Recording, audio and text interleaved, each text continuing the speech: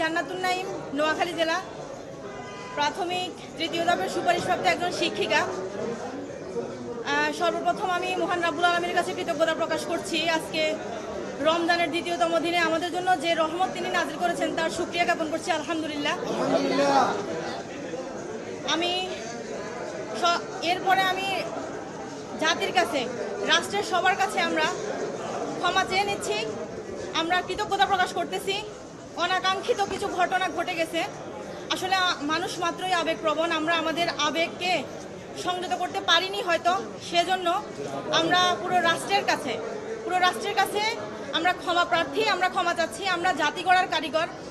আমরা আপনাদের সবার কাছে সাংবাদিক ভাইদের মাধ্যমে আমরা একটা প্রতিশ্রুতি দিচ্ছি, আমরাই আগামী ভবিষ্যতে আমরা যে জাতি গড়ার কারিগর সেটা স্পষ্টভাবে প্রমাণ করে আপনাদেরকে দেখাবো ইনশাআল্লাহ।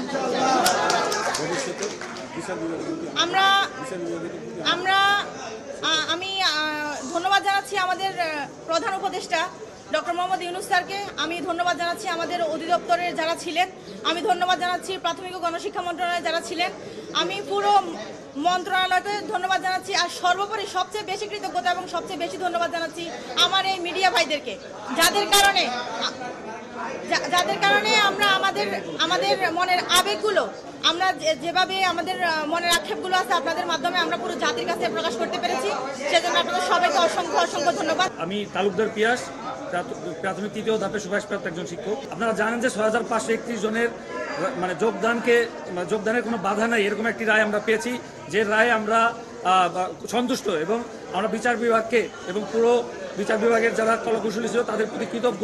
এই বিজয় আসলে 6531 জন শুধু শিক্ষকই না, 6531 জনের যে পরিবার সবার বিজয়, সুতরাং পুরো রাষ্ট্রের বিজয়।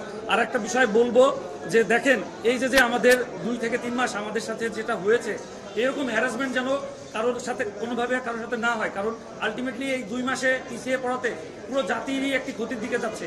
কেননা এই 2 মাস আগে যদি আমরা যোগদান করতে পারতাম, আপনারা জানেন এই মুহূর্তে দেশে শিক্ষক সংকট, প্রাথমিক শিক্ষকের একটা বড় শিক্ষক সংকট। তো আমরা চাই যে এরকম যেন কারোর সাথে আর পুনরাবৃত্তি না হয়।